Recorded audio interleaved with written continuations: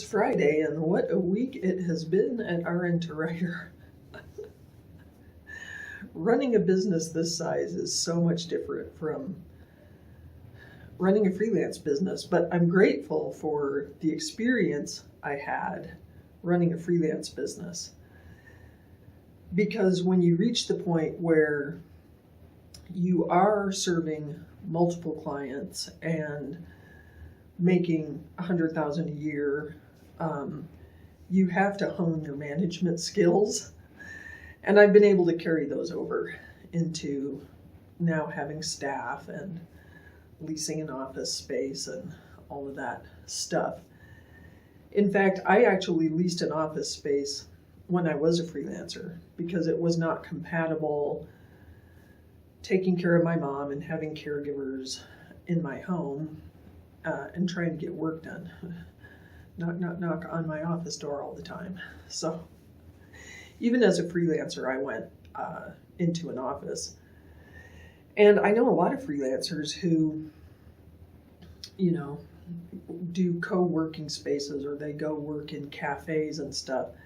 Now that didn't work for me because I like silence when I work. I like no music, no nothing. This office is perfect for me because I'm in the backmost office of our suite. So the back of my office is the farthest from the street. It backs onto the backs of other offices in the complex, and there's lots of trees and all of that stuff. So perfectly quiet in here for Beth to get work done, which is nice. But anyway, we're still setting up our office. We managed to get our podcast studio fully set up, which I'm sure you've seen. I'm super excited. Well, actually, you haven't seen it yet because the new videos aren't rolling until next week. You might be seeing this before the new videos are rolling. But if you haven't had a chance to subscribe to our YouTube channel yet, I strongly recommend you do so because we're going to be rolling lots of full-length episodes, which are now shorter, 5 to 8 minutes, not including interviews with podcast guests. And by the way, if anybody wants to be a podcast guest, you should reach out to hello@RN2writer.com and we'll set that up. But we're also running shorts every day called our Mindset Minute. So if you're interested in mindset work as a freelancer, you definitely will want to check out that playlist. We're launching TikTok next week. So if you're on TikTok, you can now follow us there and get the Mindset Minutes, but also, actually, I don't know if the Mindset Minutes will be on there or not. We're running special content on TikTok. So YouTube or our other social for the Mindset Minutes, and TikTok if you love TikTok. We've revived our blog. Our blog is going to be a textual version of all the RN2writer Show full-length episodes we're doing. So if you'd rather read than watch video or listen to a podcast, you can certainly check us out there. So I'm excited all that is launching, and then we're going to have these behind-the-scenes videos just to catch up with what's going on. So anyway, back to my point.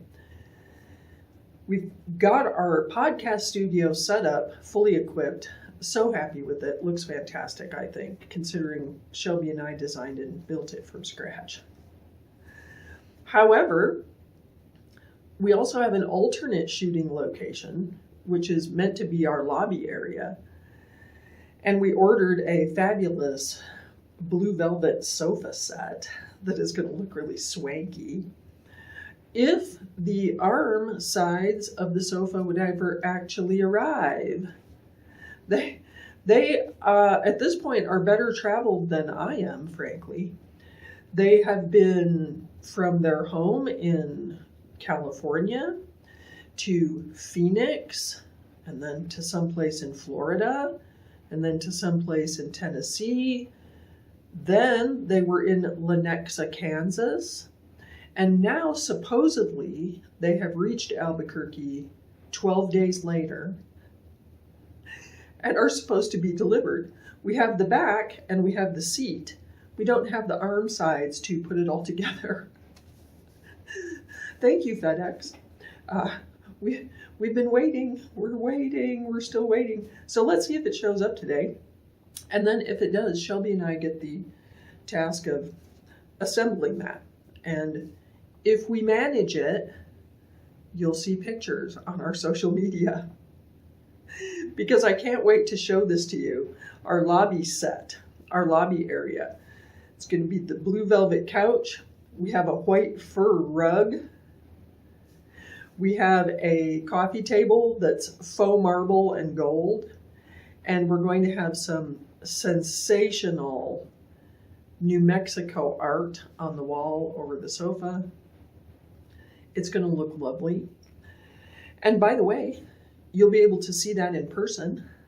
We're having an open house to show off our new offices on, I'm looking at my calendar, Saturday, August 26th.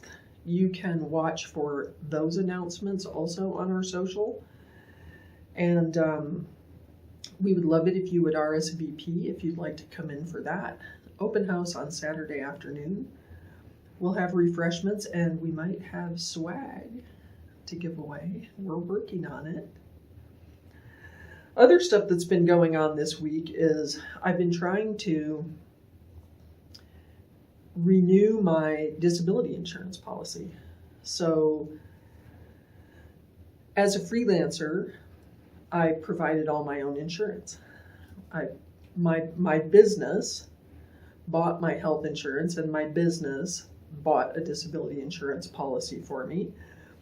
I did not have disability before my husband died because I felt like it was less necessary in a two-earner household.